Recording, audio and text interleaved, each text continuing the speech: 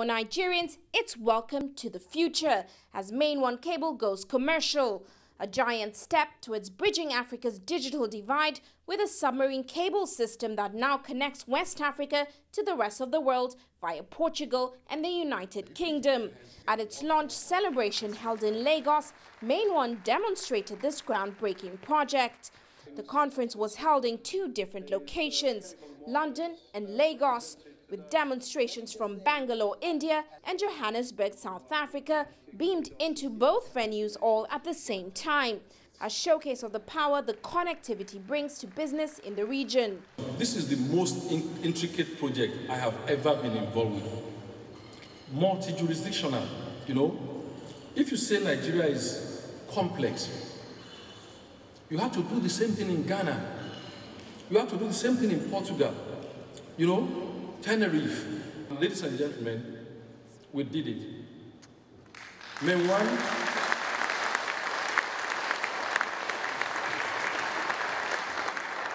One is no longer a project.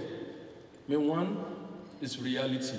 Indeed, operators in Nigeria could not argue with the effect the emergence of this cable system will have on the country's economy, the opening of a new era in Nigeria's internet access market. At the front of the line, GSM providers like Etisalat and MTN Nigeria are already signed up with Main One for capacity, providing up to 40 gigabytes of bandwidth in the Nigerian market today. We are working very hard at the moment, actually, to go live on the network, hopefully within the next 24 to 48 hours, so that we will be one of the first people to be having broadband on the Main One network into Nigeria.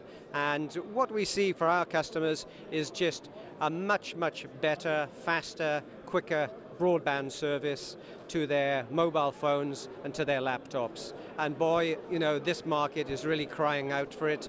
There is a tremendous pent-up demand there, and I think this is the beginning of a new era. And for the regulators present, such as Lagos State Governor Babatunde Fashola and the acting Vice Chairman of the Nigerian Communications Commission, Bashu Gwandu, this is a chance to drive down the cost of doing business in Nigeria and improve the government's service delivery in sectors such as transport and education.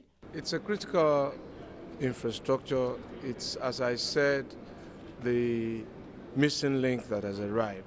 It's going to improve service delivery.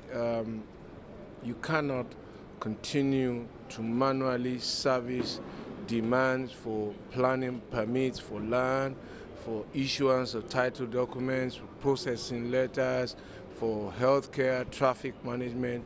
You need some automation as the numbers grow. And this is the critical infrastructure now that drives that automation, that enables us to respond in a much more efficient time and do so many other things. It also enables people to share information, reduce the need to be on the roads. It's the beginning of a new way of life in these parts of the world. For other businesses in Nigeria, this means maximizing their global reach and presence and in the process, doubling their profits. Operating costs for banks in Nigeria is really very high. First Bank has about 580 banks that are networked online.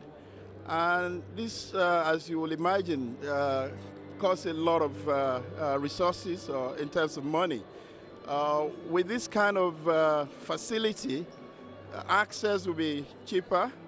And as I said earlier, it's not just about First Bank. It is about the economy of this country. It's a major investment in infrastructure. We're very, very excited at Cisco that one of the undersea cables is finally anchoring in Nigeria through Main One.